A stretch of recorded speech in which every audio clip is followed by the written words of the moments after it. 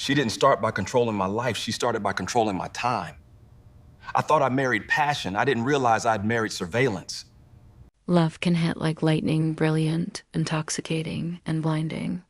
The night Jack Thompson first saw Emilia Crawford, the club lights swirled around her like she was a goddess carved from confidence.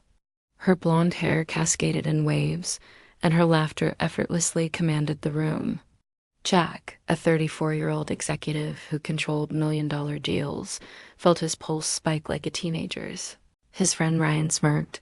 "That's Emilia. Want an introduction?" Jack tried to smooth his tie and steady his breathing, completely unaware he was about to walk into the storm that would consume the next 5 years of his life. When Emilia looked at him, her piercing blue gaze hit with the force of a physical blow. Her handshake sparked like electricity. Her voice was a blend of silk and smoke. They talked for hours. She was brilliant, sharp, hungry, a brand strategist who resurrected dying luxury labels with ruthless precision. She liked men who chased the world, and she saw that hunger in Jack like she was looking in a mirror. Their connection ignited instantly. Soon, it became a wildfire. Passionate trips, public kisses that lingered just a little too long, and subtle pulls to keep him close at every event. "I've never felt this way before," she whispered one night. 6 months later, he proposed on a yacht.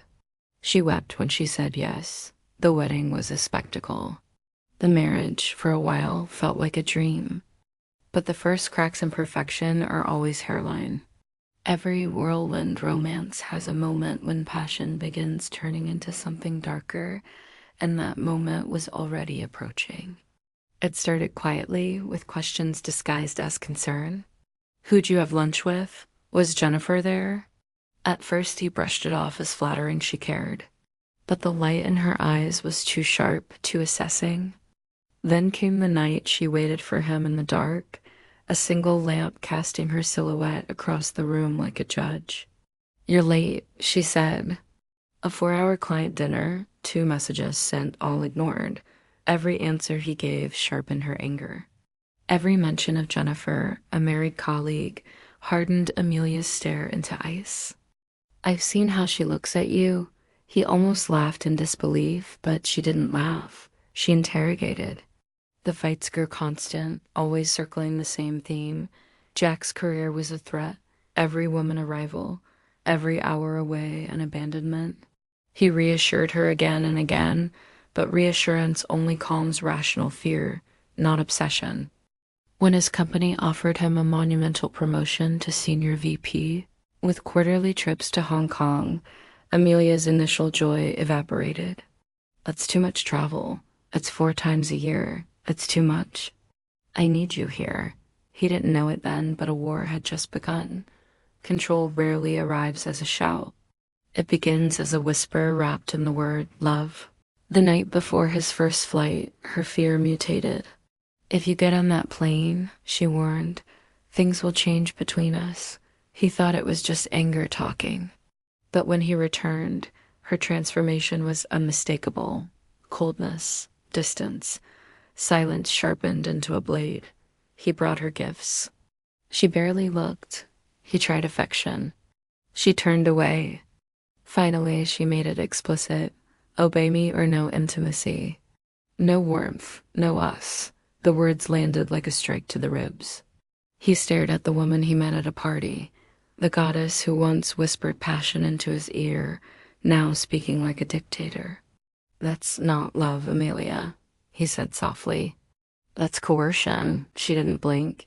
"You choose me or your career." For the first time in years, Jack saw the full scope of the prison he had built around himself, one compromise at a time. He chose freedom. He packed a bag and left for the company apartment. She screamed threats, promises, pleas, and accusations, but he walked out anyway.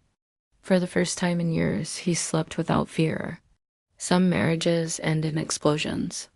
Others end with a single whispered ultimatum that reveals everything. Emilia unleashed hell. Lawyers, asset battles, false narratives. Rumors spread through their entire social circle that Jack was the villain. She called his clients and threatened his reputation. It was a scorched earth campaign, but through it all, Jack rebuilt himself, brick by brick. He reconnected with old friends she'd pushed away. He even joined an improv class, something Emilia would have ridiculed. There, he met Kate Mitchell, Emilia's former college friend, who had been cut off years earlier for the same paranoid reasons. Kate was everything Emilia wasn't: warm, grounded, and genuinely curious. Their connection grew slowly, sanely. When Emilia discovered Kate, she spiraled into a jealous rage. "You left me for her," she screamed over the phone. "No," Jack said quietly. "I left because you tried to control me." The divorce finalized 6 months later.